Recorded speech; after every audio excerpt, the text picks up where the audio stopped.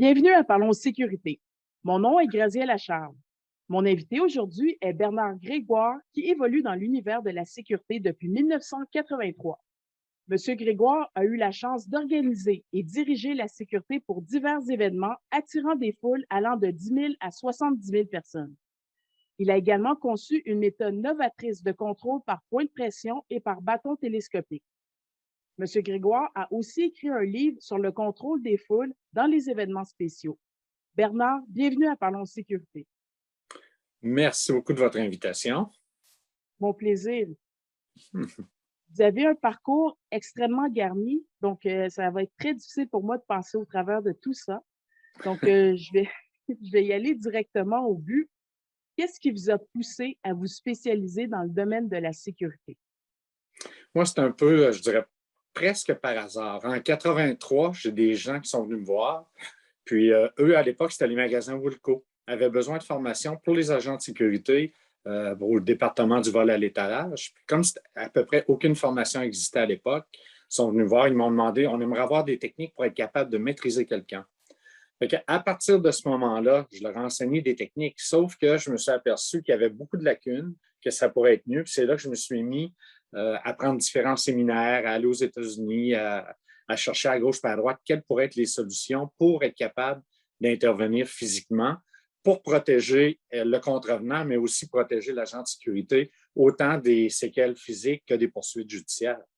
C'est ce qui m'a emmené à aller. Suite à ça, un petit peu de temps après, j'ai eu des demandes pour des hôpitaux pour justement former des gens au travail de la maintenance, au travail de contrôler des gens en psychiatrie, mais qui sont un petit peu agressifs.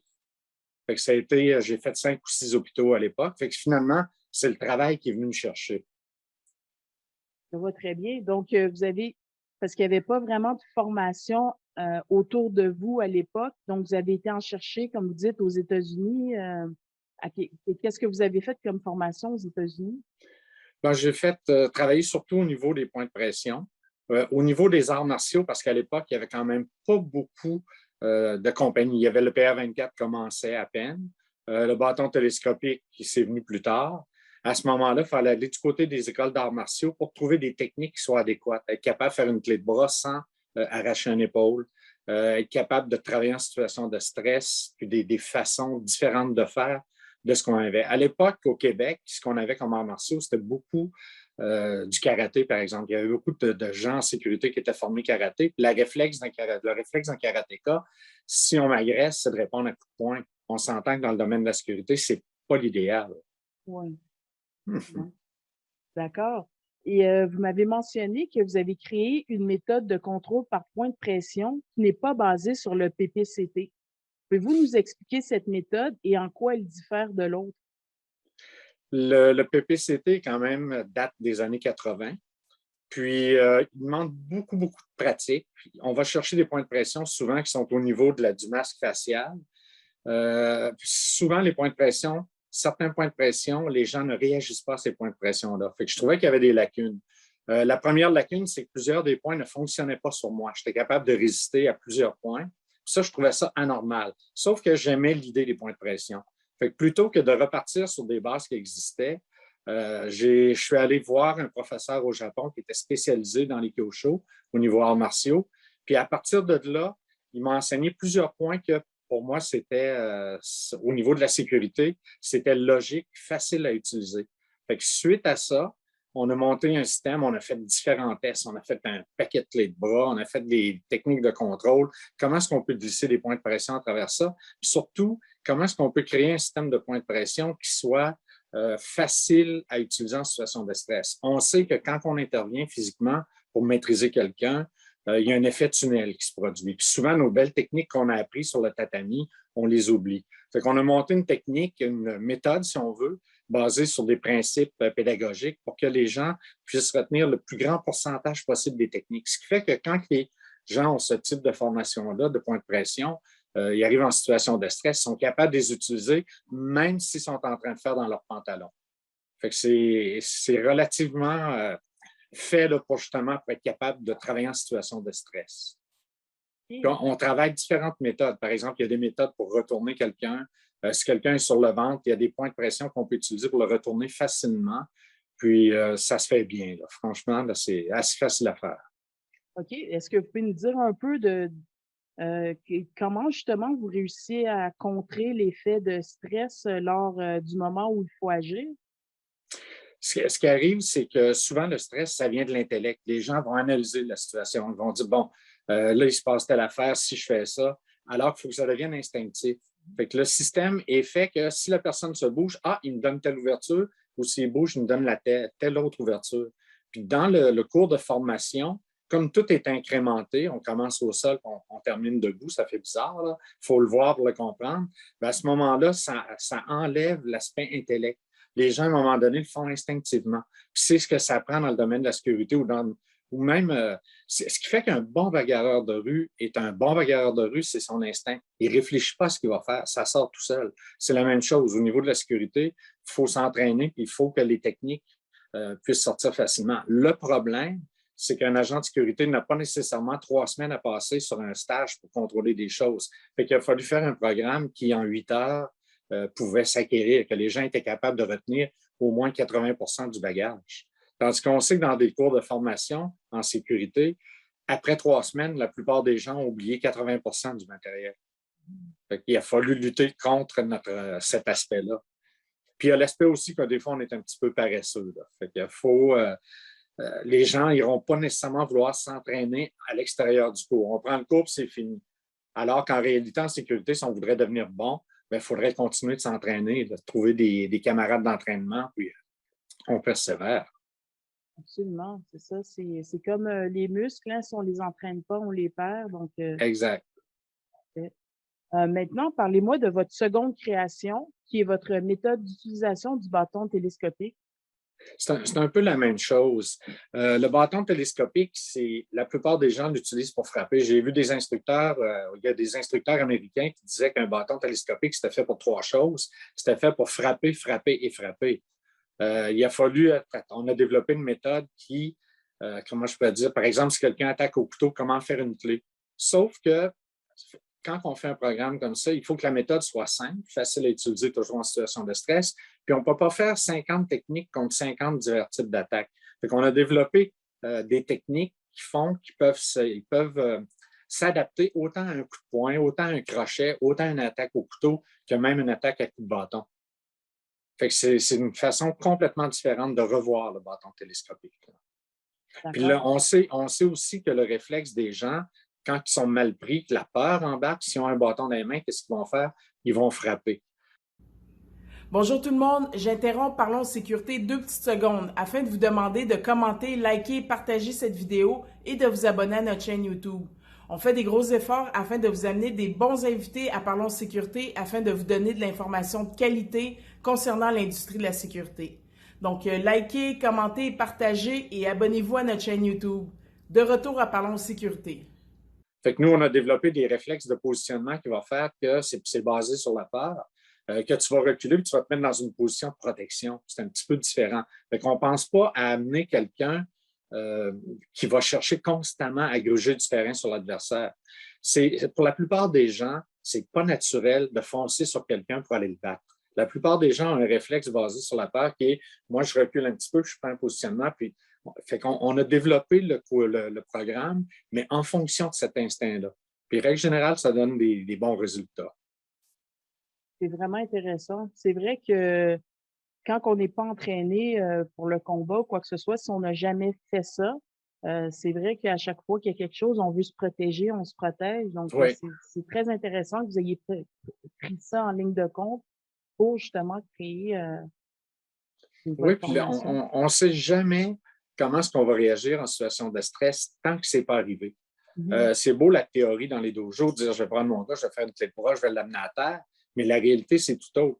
Puis vous pouvez prendre quelqu'un qui a fait 100 interventions ou 99 interventions, qui a toujours été cool, qui a toujours été calme, qui a été capable, puis à la centième, ça se peut que l'adrénaline fasse tout le contraire, que le gars se mette à trembler, qu'ils sont incapables de bouger. Fait qu'on ne sait jamais dans une intervention exactement comment est-ce qu'on va réagir. C'est pour ça qu'on essaye de pousser du côté de l'instinct de la peur, qui est une des choses les plus les plus naturels. Très bien. Excellent. Vous êtes aussi un expert de la gestion de la sécurité lors des événements spéciaux. Vous avez même écrit un livre là-dessus. Permettez-moi de vous poser quelques questions à ce sujet-là. Oui. Donc, quels sont les points à considérer du point de vue d'une agence de sécurité lorsqu'elle accepte un contrat de sécurité de nature événementielle? Il y a beaucoup de choses à regarder. Premièrement, il faut voir si on a la capacité d'accepter le contrat. Souvent, par exemple, des gens vont accepter un contrat sur un coup de tête parce que le contrat il est beau, la somme d'argent est superbe, puis tout est là, mais on a besoin d'un nombre incroyable de personnel. On s'entend que ces années-ci, pour avoir du personnel fiable, pour avoir un grand nombre de personnel, ce n'est pas toujours vrai. Fait que, un, il faut avoir du bon personnel. Deux, il faut travailler avec des choses comme le CIMEAC ou avoir une bonne idée de l'organisation. Comment monter une structure? Souvent, les gens vont s'improviser, puis il y a beaucoup de choses qui sont oubliées, des détails qui sont oubliés. C'est pour ça que s'il y a des cours qui se donnent, par exemple, dans l'armée, on parle de CIMEAC, il y a d'autres systèmes, c'est des techniques sur comment monter une gestion de sécurité ou d'organisation. Fait qu'il y a des points forts à respecter, puis souvent, les gens qui vont accepter un contrat en sécurité, ils vont à gauche et à droite. Ils ne suivent pas une ligne de conduite, il y a des procédures, ils ne suivent pas les procédures. Puis si on oublie quelque chose en sécurité, on sait que ce n'est pas long que ça nous revienne en figure. Fait qu'il faut être capable de tout prévoir. Ça, ce n'est pas tout le monde qui sont capables de faire ça. Dans mon livre, j'en parle beaucoup de CIMEAC parce que c'est important. Puis dans l'armée, il y a ces cours-là peuvent durer des semaines là, sur comment organiser une opération. Fait que c'est la même chose. C'est plus petit, on s'entend, c'est plus petit, un événement spécial, mais c'est une structure organisationnelle. Puis il faut être capable de monter ça. Ensuite, c'est de prendre les bonnes personnes. Si on fait de un événement spécial, généralement, on va avoir des secteurs. C'est d'être capable d'avoir des personnes ressources dans nos secteurs, des personnes qui soient fiables. Ça aussi, à un moment donné, on s'habitue avec les gens avec qui on travaille, on voit où est-ce qu'on peut les mettre, on voit, faut apprendre à les utiliser de la bonne façon.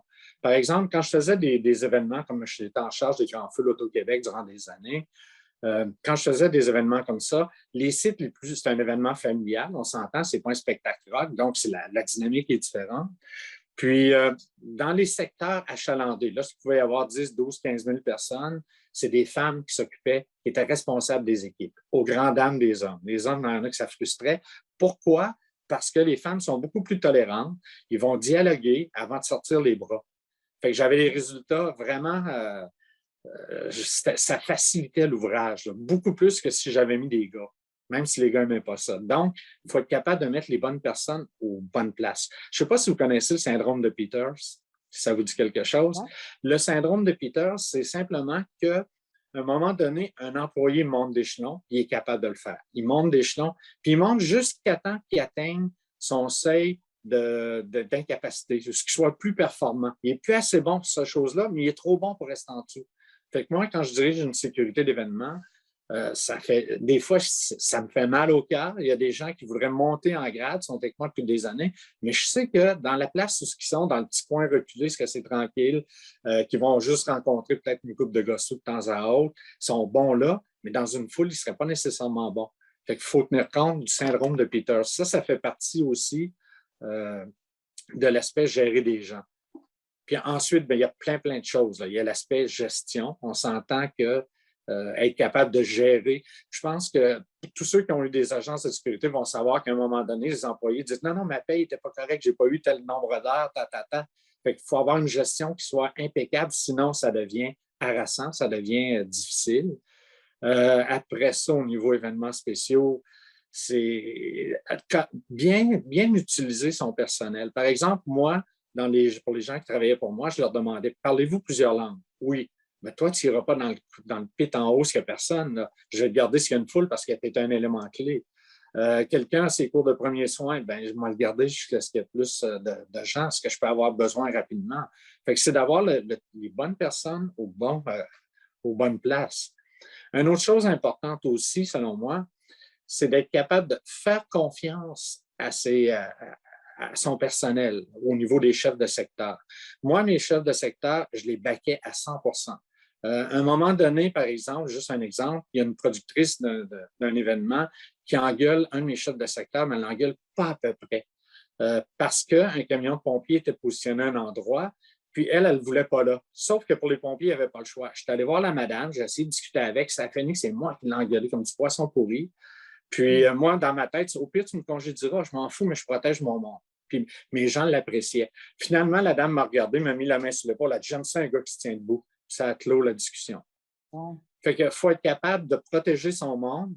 Puis si vous protégez bien vos employés, vous les couvrez, je ne parle pas de quelqu'un qui est tout croche, on s'entend, mais qu'il y a une confiance qui s'embarque, puis vous allez avoir beaucoup plus de résultats de vos gens.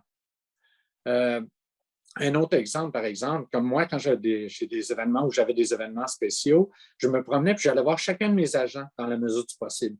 Puis il y en a qui, hey, M. Grégoire est venu me voir, jamais que les autres dirigeants sont venus avant. Juste à cause des petits gestes comme ça, mes gens se fendaient en quatre pour moi. Puis ça, c'est important aussi, là, c'est de créer cette dynamique-là. Là. Fait qu'il y a plein d'autres choses aussi, des communications adéquates. C'est arrivé, je ne sais pas si je peux en parler, c'était pas dans mes événements à moi, là. C'est arrivé dans un événement que, je ne sais pas si ça vous dit quelque chose, Mme Denise Bombardier, à l'époque, qui était une personne des médias très connue au Québec, avait une interview à faire avec Radio-Canada. Sauf qu'elle n'est pas entrée pas arrivée par la bonne porte, puis elle devait passer par une guérite, qui est un agent de sécurité. Mais le mandat de l'agent de sécurité, c'est que tu laisses passer personne sans autorisation. Fait que la dame a voulu entrer. Le monsieur, l'agent de sécurité, a tenu la dame par la manche. Il a déchiré sa robe. Puis, fait que le fautif là-dedans, est-ce que c'est l'agent de sécurité ou si c'est le responsable qui n'a pas laissé de talkie parce qu'il ne pouvait pas appeler, il n'y avait pas de radio, qui n'a pas laissé prendre assez de responsabilité. Fait que sur une chose comme ça, moi, mes gens ont une certaine marge de manœuvre. Fait que je n'irai pas engueuler. On s'entend que c'est du gros bon sens aussi. Là. Mais le gros bon sens, si vous dites à votre agent, tu laisses rentrer personne sans exception, il va écouter ce qu'on lui a donné. Fait qu'il faut être capable de manager entre on a le droit de faire telle chose ou on ne le fait pas. Là. Absolument. Wow, je n'avais jamais entendu cette histoire-là. Donc, il a déchiré la manche de la robe de Mme Bombardier. Oui, mais il y a longtemps de ça. Là. J'espère qu'aujourd'hui, on ne verra plus des choses comme ça. Oui, je souhaite. OK, excellent. Et puis, dites-moi maintenant, du point de vue de l'agent, donc comment il doit se préparer lorsqu'il accepte de travailler sur ce genre de contrat? Je pense qu'à un moment donné, il faut que ça prend des gens qui soient capables de se prendre en main. Par exemple, si on est obligé de dire à l'agent, amène-toi un imperméable parce qu'il annonce de la pluie de main, je ne sais pas, l'agent ne devrait pas attendre qu'on lui dise. C'est à lui de regarder et de prévoir tout ce qu'il y a à faire. C'est à lui peut-être d'arriver un peu plus tôt et de voir son secteur. Qu'est-ce que j'ai comme travail? Il y a quoi là? C'est quoi le bâtiment? Puis se renseigner un peu. Là. J'ai vu des agents de sécurité à un moment donné qui ont eu des commandes pour aller se positionner, entre autres, dans une école. Puis, on ne dit rien à l'agent de sécurité. Il n'y avait aucune idée de qu'est-ce qu'il fallait. Il essaye de se renseigner, de rejoindre ces choses. Personne ne dit. La troisième journée, on leur dit qu'il fallait qu'ils surveillent le conteneur de déchets parce qu'il y en a qui venaient acheter des choses à l'intérieur. Fait qu'il y a des solutions, pas des solutions, mais il y a des problèmes aberrants comme ça au niveau de la communication. Fait que c'est important que l'agent sur le terrain puisse communiquer. C'est important que peut-être moins l'agent en bas de la pyramide, là, mais si on fonctionne par palier, que les responsables de secteur, par exemple, aient accès à tous les numéros de téléphone des gens qui peuvent contacter. Pas nécessairement leur patron en sécurité. Peut-être que quelqu'un vient pour voir un régisseur, un producteur ou quelqu'un d'autre. Ça serait bien qu'il ait les contacts ou qu'il sache où l'aiguillonner. Si on ne sait pas où aiguillonner le client, on reste pris avec lui 2, 3, 4, 5 minutes, puis c'est du temps perdu. C'est important que l'agent, à un moment donné, se renseigne sur est-ce que je pourrais avoir les numéros de téléphone de telle personne parce que ça risque de m'être demandé souvent. Est-ce que je peux savoir le prix de l'entrée, par exemple, c'est un événement? Parce qu'il y a peut-être des gens, c'est à une porte, qui vont lui demander c'est combien. Vous ne pouvez pas rentrer ici, la porte est là-bas, mais le prix, c'est ça, puis savoir des choses aussi basiques. Là. Plus l'agent de sécurité en sait sur l'événement, moins il va perdre de temps, plus il va être performant, puis plus les gens qui vont le côtoyer vont apprécier son efficacité. Absolument. Et puis, j'aimerais rajouter que souvent en événementiel, parce que j'en ai fait pendant longtemps, il y a certaines informations qui sont pas nécessairement mentionnées aux agents, Mais les agents devraient être proactifs et aller chercher ces informations-là, Oui, puis insister pour les avoir. Pas juste oui, oui, je vais te les donner tantôt, puis ils les ont jamais. Parce que c'est des outils de travail et ils ont besoin de ça pour travailler.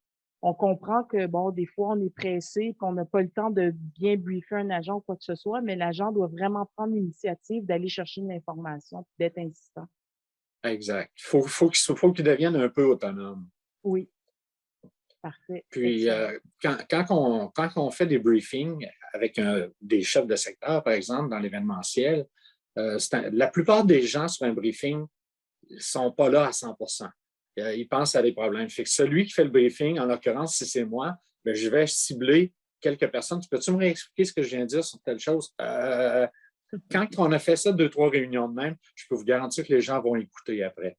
C'est important, ça, de ne pas se fier que oui, ils m'ont compris. Non. Ils ont peut-être interprété ou compris quelque chose, mais on n'est jamais sûr à 100%.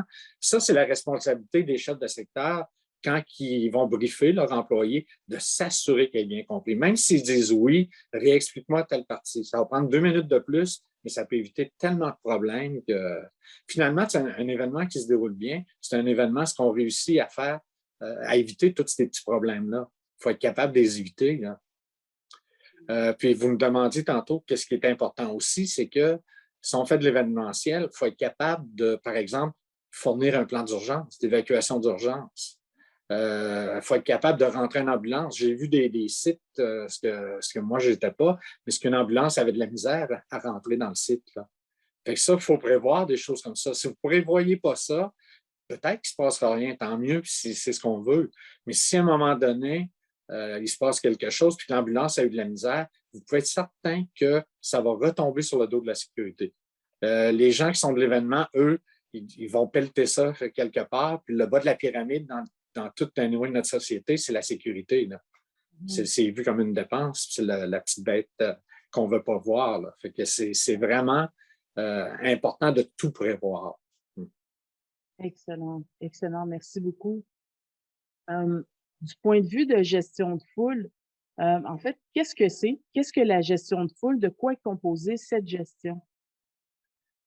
C'est un petit peu tout ce qu'on a dit, c'est d'être capable de laisser rentrer un maximum de personnes sur un site. Puis là, la première étape, c'est justement de savoir c'est quoi le maximum. Des fois, on voit des sites qui sont overloadés, qui sont surpeuplés, puis c'est un non-sens, là, mis à part la COVID, bien entendu. À ce moment-là, il faut savoir la capacité du site. Il faut prévoir comment je pourrais dire, il faut prévoir comment est-ce que les gens vont se circuler sur le site. Il faut que ça circule de façon sécuritaire. Faut vraiment être capable de voir tout. Si, par exemple, les gens, souvent, il y a des tie wraps qui vont être utilisés pour passer des fils le long d'une clôture, bien, si une personne se graffine ou se déchire un vêtement à cause d'un tie wrap mal coupé, ça y va. Ça peut se retourner. Fait qu'en sécurité, moi, je demandais à mes agents de jeter un petit coup d'œil à ça. Puis c'est pas du temps perdu, surtout s'ils n'ont rien d'autre à faire que ça, se promener puis de voir ces détails-là. Une vis qui est mal rentrée dans le plancher ou des choses comme ça, bien, si on est capable de le régler, on va le faire. Fait que c'est de s'assurer que la circulation de la foule se fasse de façon logique, fluide et surtout sécuritaire. Quand j'ai fait, par exemple, en l'an 2000, les plaines d'Abraham, c'est un groupe français qui venait faire des feux d'artifice sur les plaines. C'est là qu'on a eu 70 000 personnes. À un moment donné, il y a un convoi diplomatique qui est devant le musée du Québec. Puis, eux sont orientés, mais pour sortir en même temps que cette sortie-là, il sort peut-être 30 000 personnes. Fait que le chef de convoi est orienté pour faire sortir. Fait que je vais voir le chef de convoi, j'ai dit, qu'est-ce que vous faites là? Ben, il dit, c'est pour sortir. Puis j'ai engueulé le pauvre monsieur. J'ai dit, garde, tu ne pourras pas sortir les gens parce que eux, aussitôt que les diplomates embarquent, c'est sûr qu'ils veulent passer à travers la foule, ils n'attendront pas. Fait que j'ai engueulé le monsieur. C'est là qu'il m'a dit, non, non, il dit, parce que le gouvernement, ils ont engagé un spécialiste pour nous gérer pour le convoi, pour la sécurité. Fait que le gars, le pseudo-spécialiste, n'avait pas pris la peine de voir que, dans le fond, il pouvait passer à contresens sur les plaines avec l'aide de la police des plaines, puis il arriverait derrière le bureau du gouvernement dans 5 minutes. Là. Il les faisait passer à travers une foule. Fait que c'est toutes des petites choses comme ça. Là. Qu'il faut être capable de prévoir. Il faut s'attendre au pire, même avec des gens de haut niveau comme ça. Le chef du convoi, lui, jamais il aurait fait passer c'était le chauffeur du premier ministre à l'époque, jamais il aurait fait passer le convoi-là. Mais comme on y a imposé un spécialiste, à ce moment-là, il n'y avait pas le choix d'écouter et de faire ce qu'il voulait. Mais heureusement, c'est ça, on l'a fait changer. Fait que c'est toutes des choses comme ça. Fait que la gestion d'événements spéciaux, en résumé, c'est comment est-ce que la foule va être heureuse aussi. Si vous mettez des restrictions partout, il y a des chances que la foule ne soit pas heureuse. Puis c'est important, c'est ce qui fait vivre les événements, le fait que les gens apprécient ce type d'événement-là. Très bien, excellent. Merci pour ce partage. Et puis, est-ce qu'il y a des points qui n'ont pas été abordés, qui sont dans votre livre, que vous aimeriez faire mention? Vite comme ça, peut-être juste s'assurer, par exemple, au niveau des communications. On voit souvent des agents de sécurité qui vont jouer avec le talkie. Savoir comment ça marche sur une radio, quand est-ce parler sur une radio, comment parler sur une radio. Être capable dans les événements spéciaux, moi, j'aime bien voir sur papier ou sur écran, maintenant, écran d'ordinateur, c'est quoi les plans du site, qu'est-ce qu'il y a autour, est-ce qu'il y a des voisins, est-ce qu'il y a des gens de connaître tout ça. Ça, c'est important, de connaître un petit peu le terrain sur lequel on va évoluer. Je pense que ça a fait pas mal le tour. Il y a peut-être des choses que j'oublie là, rapidement de même. Mais... OK, c'est excellent. En fait, je vais commander votre livre. Dites-moi comment mon auditoire pourrait se procurer votre livre. C'est en vente sur Amazon. C'est gestion des événements spéciaux dans la sécurité ou quelque chose comme ça. En cherchant mon nom, il devrait le trouver. Parfait. Ben, en fait, on va mettre le lien dans la description. C'est plus facile de le retrouver. OK, oui.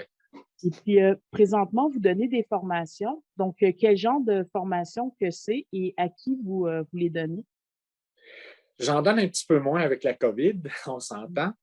Je donne beaucoup de cours de point de pression parce qu'au niveau du système de point de pression qu'on a monté, on appelle ça le DAP. Là. Il y a beaucoup de façons de contrôler rapidement une personne, le contrôle articulaire. Fait que ça, j'en donnais pas mal avant la COVID. Là, j'ai slacké, ça m'intéresse moins un peu. Là. Puis, souvent, moi, c'est les agences qui vont m'approcher ou les bars. Je fais beaucoup de dormants. C'est les bars qui vont m'approcher. Je ne fais aucune sollicitation. À l'occasion, je vais offrir à mon dojo, je donne des cours d'arts martiaux aussi, là, je vais offrir à mon dojo certains de ces séminaires-là parce que j'ai souvent des agents de sécurité qui m'appellent. On voudrait tel cours, mais à l'agence, on n'est pas assez nombreux ou l'agence ne donne pas le cours. À ce moment-là, on aimerait ça le prendre. Fait que, de temps à autre, peut-être 1 ou 2 fois par année, je donne certains cours pour ces gens-là là, qui sont laissés à eux-mêmes presque. OK, très bien. Qui prennent l'initiative de se former aussi, donc on les Oui. félicite. Oui, puis c'est important, je pense, pour un agent de sécurité tous les agents de sécurité devraient se dire au moins, je m'organise, quitte à le payer de ma poche, prendre au moins un séminaire par année minimum en sécurité. C'est jamais perdu, puis ça peut leur servir même en dehors du travail. Absolument. Excellent. Puis vous m'avez mentionné aussi une école de formation pour garde du corps. Pouvez-vous nous en parler? Oui. Ça, c'est dans les années 80, ça ne me rajeunit pas. Dans les années 80, le Dalai Lama était considéré au Canada comme une personne non politique. C'est donc aucune protection de la part de la GRC. Puis c'était la même chose aux États-Unis. C'est mon groupe d'arts martiaux qui, aux États-Unis et au Canada, avait le travail de le protéger comme garde du corps. Fait qu'à un moment donné, il devait venir au Québec. Donc, c'était ma job à moi là, de monter une équipe pour ça. Mais en garde du corps, je connaissais rien là-dedans. Je suis allé voir mon prof de point de pression à l'époque qui s'appelait André Trudel, qui lui a eu longtemps une agence de garde du corps. Il a été garde du corps de Pierre-Éliott Trudeau, là, le Trudeau père. Il a été garde du corps pour la princesse Anne, pour différentes choses. C'était un garde du corps de haut niveau. Puis il a monté un cours pour nous. Il a formé nos gens pour le garde du corps. Puis après ça, j'ai repris peut-être 10-15 séminaires avec lui. Puis à un moment donné, il dit OK, maintenant, c'est toi qui donnes les cours. Tu as le niveau pour. J'ai refait quelques petites opérations à travers ça. Puis, pour donner on pense toujours que, par exemple, chez nos voisins américains, c'est meilleur. À un moment donné, à Montréal, il y a eu un sommet de garde du corps. Là, il y avait des gardes du corps du SAS, des Anglais, des British qui étaient là. Il y avait des gardes du corps américains. Il y avait monsieur Gary Noble, M. Noble, qui était responsable de l'attentat de l'édifice du FBI, responsable d'enquête, j'entends, de l'édifice du FBI quand il y a eu l'attentat. Gary Cunningham, qui a formé du SWAT un peu partout dans le monde. Puis ces gens-là donnaient chacun des ateliers. Puis ce que tous ces gens-là enseignaient, on avait vu ça avec André, mais ce qu'André enseignait, on voyait ces gens-là d'une quarantaine d'années au bout de la table prendre des notes religieusement parce qu'eux ne connaissaient pas ça. Fait que ça a permis de voir et d'apprécier qu'on était vraiment pas là, en arrière du train. Là. OK. Wow. Puis, c'est ça. Suite à ça, bon, on a formé beaucoup de gens. Même aujourd'hui, j'ai encore des étudiants de ce groupe-là qui sont avec le premier ministre. J'en ai dans différentes choses privées. Puis, on a placé pas mal de monde. Excellent. Quel parcours, hein? Wow. OK, excellent. Est-ce que donc présentement, il est possible de prendre le secours de garde du corps ou Ben, comme je vous dis, à cause de la COVID, on a tout ralenti. OK, À l'automne, je vais réoffrir certains de ces cours. OK, parfait. Ouais. Excellent. Donc, on va rajouter les liens dans la description. Lorsque vous les aurez, je pourrai modifier, faire une édition, puis les rajouter OK. dans. Mais Parfait. comme je vous dis, je ne fais pas beaucoup de sollicitations. Fait que les gens peuvent toujours essayer de me contacter pour voir quand il y en a un. Là. OK. Puis de quelle façon qu'ils peuvent vous contacter? Juste taper mon nom, Bernard Grégoire, sur Internet. Ils vont tomber sur mon site d'art martial, Bujinkan Québec. Puis par là, ils vont pouvoir me contacter. Excellent. Excellent. Donc, j'ai une dernière question pour vous pour clore Oui. cette entrevue. C'est une question que je pose à tous mes invités de Parlons Sécurité. Pouvez-vous me nommer une action concrète qui pourrait être faite afin d'améliorer l'industrie de la sécurité au Québec? Je pense que c'est difficile à répondre. Faut, la sécurité, c'est vraiment vu comme une dépense. À un point tel que quand ils ont fait le centre des congrès à Québec, ils n'avaient prévu aucun local pour la sécurité. Finalement, ils ont amputé dans le vestiaire pour faire un local pour la sécurité. Puis, je pense que ce qui pourrait changer l'image de la sécurité, c'est la façon que les agents se présentent sur le terrain. C'est pas rare de voir des agents de sécurité tout débraillés. Ça, il faudrait en voir le moins possible. Il faut avoir des agents de sécurité qui soient capables de bien s'exprimer, de bien paraître, faire attention à leur langage autant gestuel que verbal. À un moment donné, j'étais allé voir quelqu'un dans un hôpital, puis j'ai engueulé l'agent de sécurité parce qu'il ouvrait les portes à coups de pied. C'est pas la meilleure image qu'on peut donner. Là.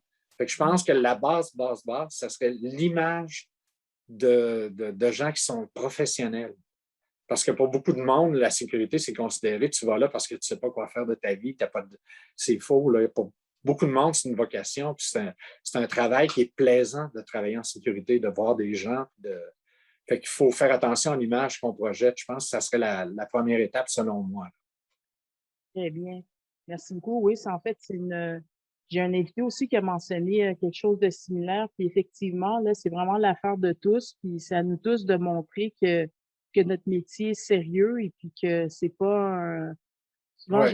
je vois des commentaires sur Facebook, ah, c'est parce que t'es pas policier, que tu es venu agent de sécurité, des choses comme ça. Donc c'est à nous de montrer le contraire, qu'on est fiers de notre métier, puis que c'est un métier sérieux, en fait. Oui, puis si vous enlevez les agents de sécurité, vous allez vous apercevoir que la vie va changer. Il va y avoir pas mal plus de vols, puis tout va être. Puis souvent, les policiers, même, en tout cas du côté de Québec, les policiers travaillent de concert avec les agents de sécurité. Ils vont leur demander as-tu vu quelque chose? Parce qu'on le veuille ou non, les agents de sécurité, c'est des yeux, c'est de l'écoute qui est là.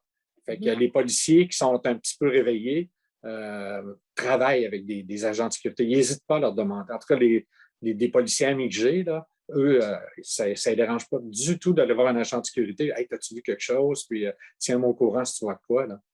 Fait que ça. Parfait. Bon, ben, merci beaucoup, beaucoup. Est-ce que vous avez un dernier mot de la fin, des remerciements, des salutations? Ben, un merci à vous de faire ce podcast. Je pense que ça va aider pour le travail là, de la sécurité. Un gros merci à vous. Ça me fait plaisir de faire ça. En fait, j'apprends autant. Les agents en apprennent beaucoup, évidemment, sur les invités, mais moi, j'en apprends autant. Donc, c'est vraiment un réel plaisir pour moi.